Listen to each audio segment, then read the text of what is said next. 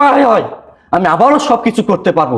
এই সব কিছু তোদের ভিক্ষা দিয়ে গেলাম, তোরা নিয়ে নিবি। আমার কিচ্ছু দরকার নাই। আমি আবারও চলে যাব বিদেশে। ভালো থাকিস তোরা। বন্ধু চল। আশরাফ, দাঁড়াও, আমার ভুল হয়ে গেছে। আমি বুঝতে পারিনি আসলে কি থেকে কি হয়ে গেল। এটা আমাদের করা উচিত হয়নি।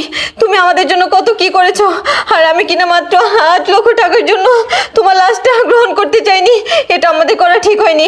তুমি আমাদের ক্ষমা করে দাও। তুমি কোথাও যেও না। তুমি যা হওয়ার হয়ে গেছে, প্লিজ তুমি আমাকে এবারের মতো ক্ষমা করে দাও। এমন ভুল হবে না। দেখো বাবা আশরাফ, আমাদেরকে মাফ করে দাও বাবা।